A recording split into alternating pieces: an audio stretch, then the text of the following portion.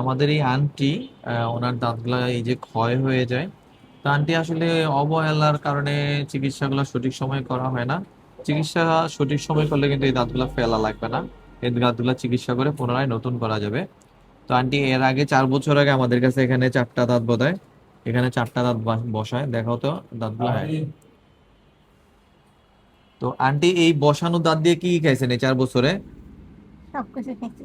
সবকিছু একটু জোরে বলতে হবে, কি কি খাইছেন? এবার সবকিছুই খাওয়া গেছে। সবকিছুই খাওয়া গেছে না? তো আন্টি আবার এখন একটু সচেতন হয়েছে, অনেকগুলা দাঁত হারানোর পরে, অনেকগুলা দাঁত নষ্ট করার পরে আন্টি এখন সচেতন হয়েছে।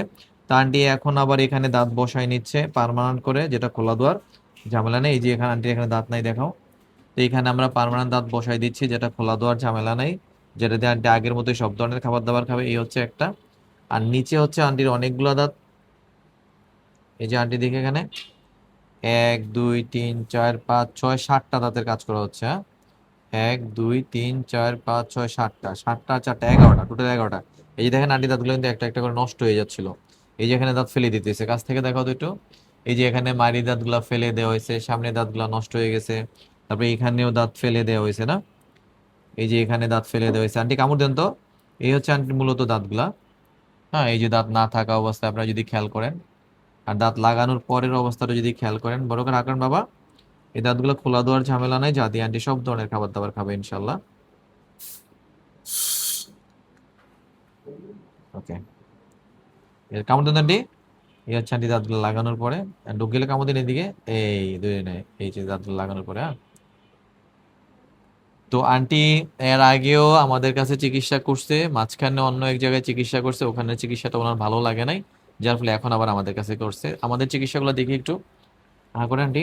এই হচ্ছে আমাদের কাছে করা চিকিৎসাগুলো। এই পাশের দাঁতগুলো আমাদের কাছে চিকিৎসা করা, তারপরে এই যে উপরের দাঁতগুলো আমাদের কাছে করা, দেন এইখানের দাঁতগুলো আমাদের কাছে করা না, এই যে এখানে।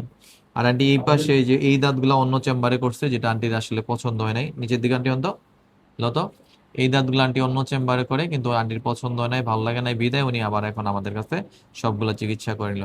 তো আন্টি এই যে আমাদের কাছে 4 বছর আগে দাঁত বাঁধাইছেন, আপনি তো অবশ্যই ভালো আছেন না? হ্যাঁ, ভালো আছে। ভালো আছেন। তো এখন আবার আমরা আন্টির 11টা দাঁত বাঁধাই দিলাম, যা দিয়ে আন্টি সব ধরনের খাবার দাবার খাবে, যা খোলা লাগবে না, ধোয়া লাগবে না। তো আপনি যদি এই ধরনের স্থায়ীভাবে দাঁত বাঁধাইতে চান, আমাদের ঢাকা ডেন্টালে আসতে পারেন। আমাদের এই ধরনের স্থায়ীভাবে দাঁত বাঁধাতে দীর্ঘ 26 বছর অভিজ্ঞতা। তা আন্টি কি বলবেন, যাদের দাঁত নাই তারা কি আমাদের কাছে দাঁত লাগালে সব খাইতে পারবে? হ্যাঁ, হ্যাঁ, খাইতে পারবো। সব খাইতে পারবে। আন্টি বিগত 4 বছর খাইছে, আগামী দিনগুলোতেও খাবে। তো সবাই ভালো থাকবেন। দাঁত এবং মাড়ির এই ধরনের ভিডিও পাওয়ার জন্য আমাদের চ্যানেলটা ফলো দিয়ে রাখতে পারেন, আমাদের ভিডিওগুলা লাইক করে রাখতে পারেন, কমেন্টস করতে রাখতে পারেন। তো সবাই ভালো থাকবেন, আল্লাহ হাফেজ।